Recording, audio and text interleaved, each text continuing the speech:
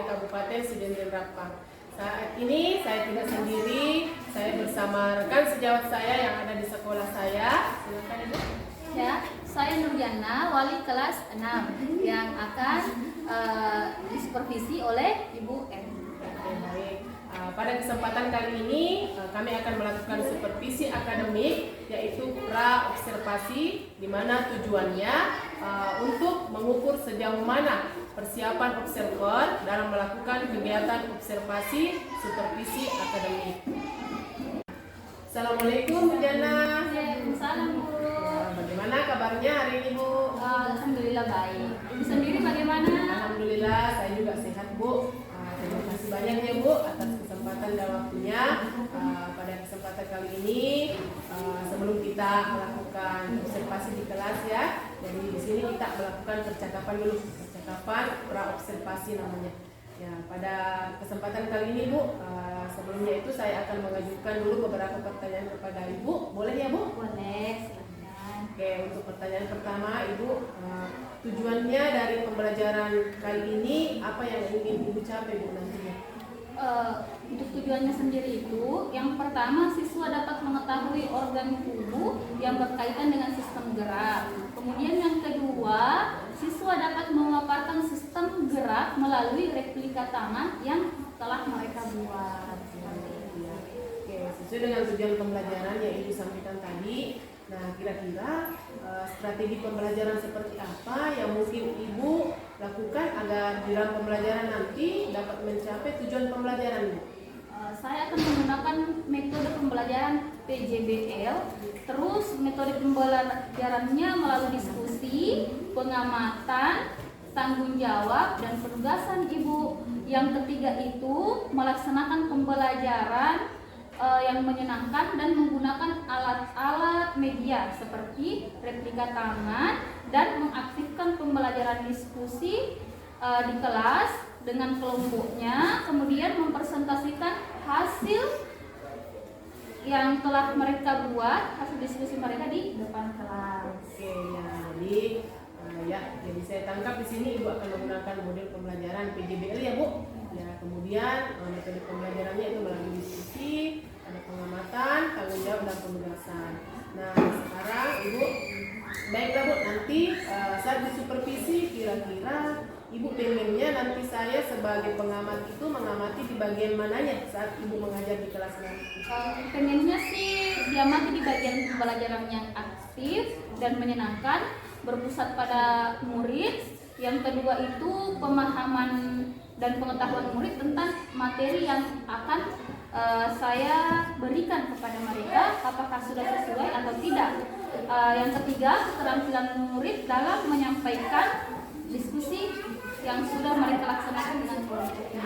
Alhamdulillah, luar biasa sekali ya Bu. Jadi yang ingin disupervisi oleh Ibu nanti adalah bagaimana murid di dalam kelas ya mengalami pembelajaran, apakah berpusat pada murid. Kemudian Ibu juga ingin sekali nanti dilihat dari aspek pengetahuan dan keterampilannya. Baiklah Bu, kita telah melaksanakan percakapan pra-observasi. Nah, kira-kira Ibu kapan siap untuk observasi? Iya, Ibu, kalau bisa setelah wawancara ini kita akan melaksanakan langsung, karena saya lebih cepat ingin mengetahui apa dan bagaimana saya mengajarnya Ibu, seperti itu. Ya, baik, alhamdulillah. Jadi setelah bel berbunyi nanti Bu, saya akan masuk di kelas Ibu ya untuk melakukan supervisi. Jangan lupa ya Bu, siapkan segalanya, maksimalkan kegiatan pembelajaran di dalam kelas agar pembelajarannya nanti dapat berjalan dengan baik. Oke. Terima kasih Ibu, sampai ketemu di dalam kelas ya. Iya Bu, terima kasih juga. Assalamualaikum warahmatullahi wabarakatuh. Salam Bu. Assalamualaikum warahmatullahi wabarakatuh.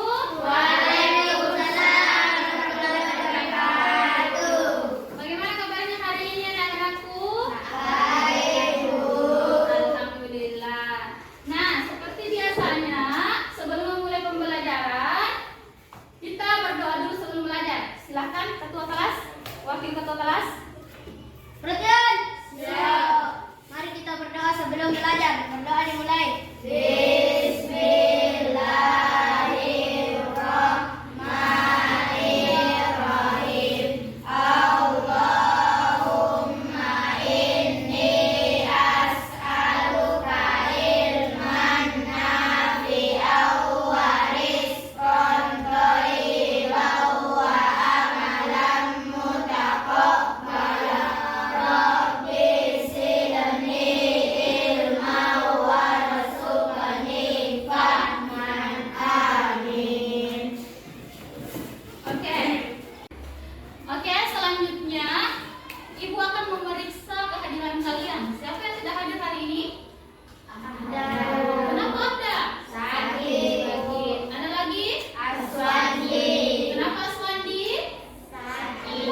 sakit ya. Kita doakan teman-teman yang sakit supaya cepat sembuh dan berkumpul dan belajar bersama dengan kita ya, anak-anak ya. Nah, pada pertemuan kali ini kita akan belajar mata pelajaran IPAS ya. Dengan tujuan pembelajaran ada dua. Yang pertama, siswa dapat mengetahui organ tubuh yang berkaitan dengan sistem gerak. Yang kedua, siswa dapat memaparkan sistem gerak melalui replika tangan. Jadi, pada hari ini kita akan membuat suatu proyek dari sebuah kertas. Kita akan membuat replika tangan. Ya? Iya, anak ya? Oke, sebelumnya itu kita akan mengetahui dulu organ-organ yang ada dalam tubuh kita yang berkaitan dengan organ gerak. Ya, yang pertama itu ada sendi. Yang kedua ada otot. Yang ketiga ada syaraf. Ada yang tahu apa itu sendi? Tidak ada yang tahu? Sendi ini adalah pertemuan antar dua tulang. Ya, seperti misalkan ini kan ada tulang. Nah, di sini pertemuan antara dua tulang itu dimaksud adalah sendi. Inilah yang menggerakkannya. Ya, otot. Otot ini bagian dalam tubuh kita yang menggerakkan tubuh kita baik secara refleks maupun tidak. Begitu ya. Nah, saraf ini nih saraf yang membuat tubuh kita bisa bergerak. Saraf itu adalah kabel yang sangat panjang dalam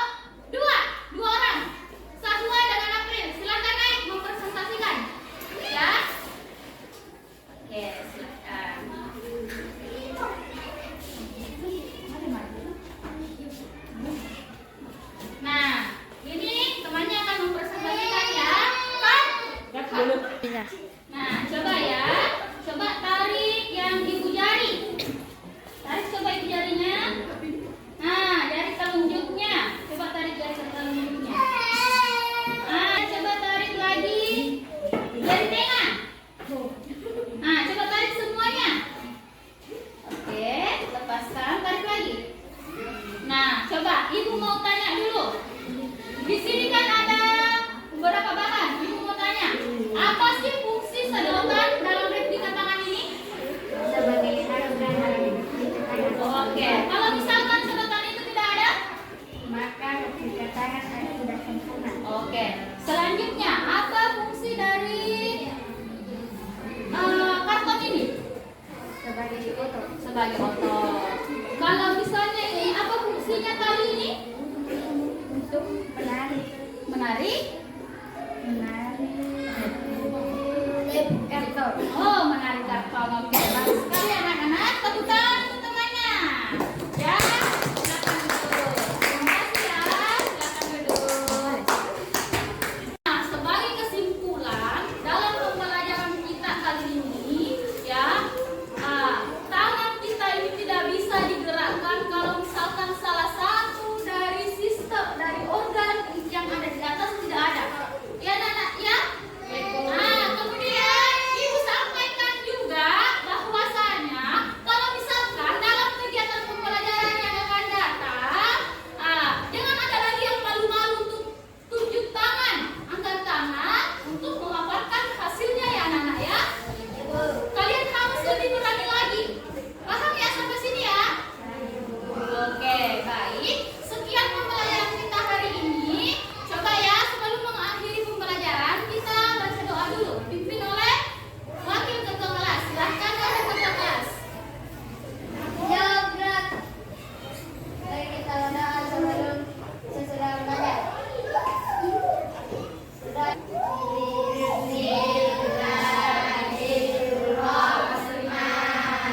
Bismillahirrahmanirrahim. Wal asri innal insana lafi khusr illal ladzina amanu wa amilus solihati wa tawasau bil haqqi wa tawasau bis sabri. Amin. Ya, sekian dari Ibu ya. Assalamualaikum warahmatullahi wabarakatuh.